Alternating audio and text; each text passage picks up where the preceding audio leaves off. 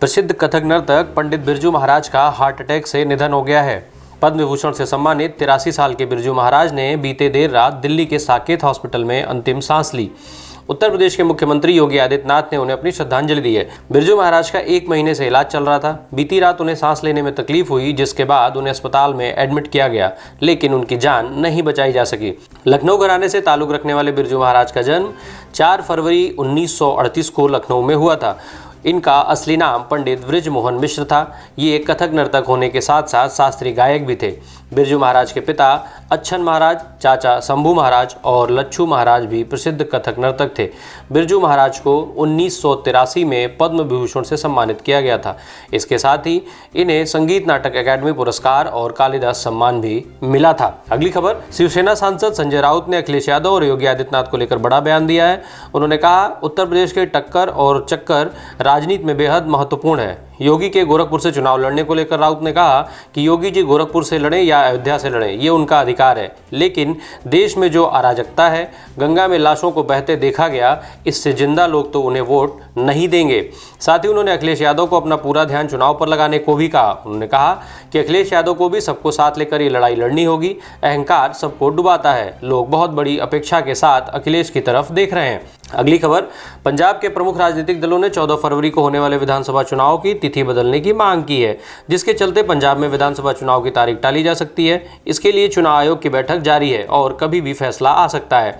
इसकी वजह श्री गुरु रविदास की जयंती है। असल में चुनाव आयोग ने पंजाब में 14 फरवरी की वोटिंग रख दी। मुख्यमंत्री चरणजीत सिंह चन्नी, भाजपा और बसपा ने चुनाव आयोग को पत्र लिखकर मांग की थी कि 16 फरवरी को संत रविदास जयंती है। पंजाब के लाखों श्रद्धालु पूजा करने के लिए वाराणसी जाएंगे।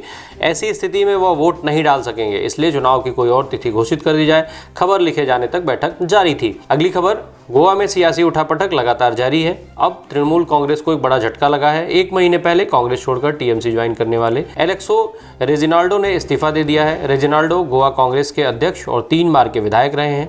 यही नहीं, निर्दलीय विधायक प्रदेश गोवांकर ने भी टीएमसी ज्वाइन करने के बाद ममता बनर्जी को झटका देते हुए 1 हफ्ते के अंदर ही कांग्रेस का दामन थाम लिया था। अगली खबर, कोरोना महामारी में एक तरफ जहां देश के 84% परिवार मुसीबत में आ गए, वहीं दूसरी तरफ धन कुबेरों के लिए वरदान की तरह रहा। महामारी के दौरान देश में अरबपतियों की साझा संपत्ति जहां 2 गुने से ज़्यादा हो गई, वहीं उनकी संख्या 39% से बढ़कर 102 से 142 हो गई है। कोरोना महामारी के कारण पिछले 1 साल में देश में 84% परिवारों को जीवन और आजीविका की क्षति के कारण अपनी आय में गिरावट का सामना करना पड़ा। देश के 98 सर्वाधिक अमीर भारतीयों के पास करीब 49.27 लाख करोड़ की संपत्ति है। यह निचले तबके के 55.5 करोड़ लोगों की कुल संपत्ति के बराबर है। गैर सरकारी संगठन ऑक्सफैम इंडिया की रिपोर्ट इनइक्वालिटी किल्स में यह दावा किया गया है। रिपोर्ट में कहा गया है कि भारत के 100 सबसे अमीर लोगों की सामूहिक संपत्ति वर्ष 2021 में 57.3 लाख करोड़ के उच्च स्तर पर पहुंच गई। अगली खबर, उत्तराखंड में कैबिनेट मंत्री रहे हरक सिंह रावत भाजपा से निकाले जाने पर दुखी हैं। पार्टी से निकाले जाने के बाद हरक सिंह रावत का एक इंटरव्यू के दौरान फूट फूट कर रोते हुए वीडियो वायरल हो रहा है। उन्होंने कहा, बीजेपी ने इतना बड़ा फैसला लेने से पहले मुझसे एक बार भी बात नहीं की। मुझे मंत्री बनने में ज़्यादा दिलचस्पी नहीं है।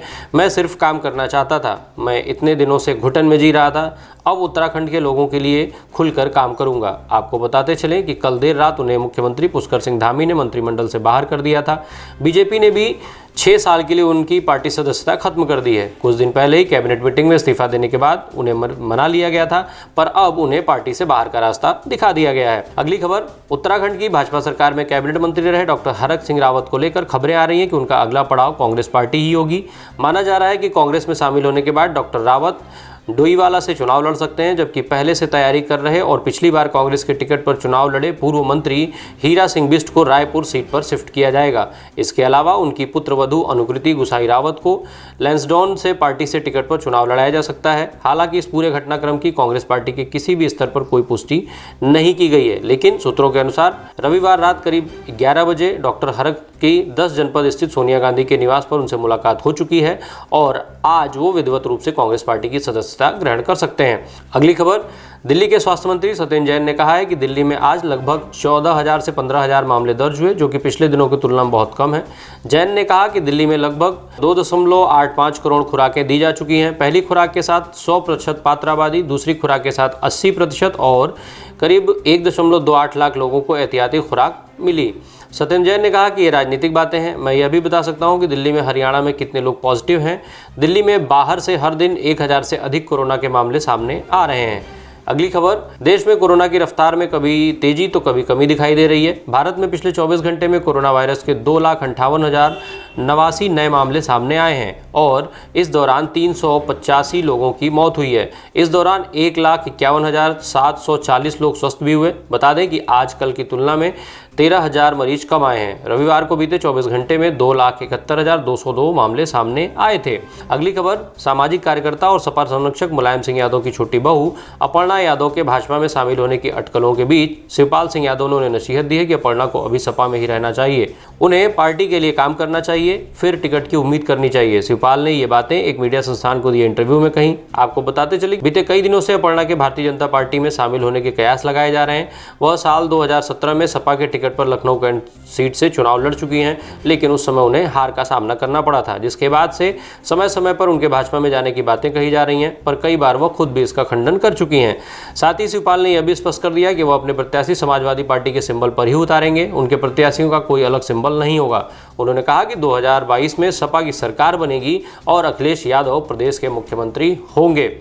अगली खबर, social media company Facebook Meta पर आरोप लगा है कि कंपनी ने 4.4 करोड़ से ज़्यादा यूजर्स के डेटा का गलत इस्तेमाल किया है। कंपनी ने यूजर्स पर नाजायज शर्तें लगाई और उनका प्राइवेट डेटा शेयर करके अरबों डॉलर का प्रॉफिट कमाया। इसको लेकर के कंपनी के खिलाफ ब्रिटेन में 320 करोड़ डॉलर, करीब 23,728 करोड़ रुपए का क्लास एक्शन लॉसूट दाखिल हुआ है। ब्रिटेन की फाइनेंशियल कंडक्ट अथॉरिटी FCA की वरिष्ठ सलाहकार व प्रतिस्पर्धा कानून की एकेडमिक लीजा लवडॉल गुमरसन ने यह मुकदमा उन लोगों की तरफ से दाखिल किया जिन्होंने 2015 से 2019 के बीच फेसबुक इस्तेमाल किया। लंदन का कंपटीशन अपील ट्रिब्यूनल इस मुकदमे पर अब सुनवाई करेगा। अगली खबर, उत्तर प्रदेश के मुजफ्फरनगर में केंद्रीय पशुपालन मंत्री डॉक्टर संजीव बालियान ने सिसौली पहुंचकर भारतीय किसान यूनियन के अध्यक्ष चौधरी नरेश टिकैत का हाल जाना। पिछले दिनों चौधरी नरेश के कंधे का ऑपरेशन हुआ है। लंबे किसान आंदोलन के बाद संजीव बालियान पहली बार सिसौली पहुंचे। इस दौरान भारतीय किसान यूनियन और भारतीय जनता पार्टी के कार्यकर्ता भी वहां मौजूद रहे। अगली खबर, दुनिया के नंबर 1 टेनिस खिलाड़ी नोवाक जोकोविच को ऑस्ट्रेलिया के हिरासत केंद्र में 2 सप्ताह रखने के बाद रविवार को मेलबर्न की पहली फ्लाइट से दुबई के लिए रवाना कर दिया गया। वे 10वां ऑस्ट्रेलियाई ओपन खिताब जीतने का ख्वाब लेकर ऑस्ट्रेलिया पहुंचे थे।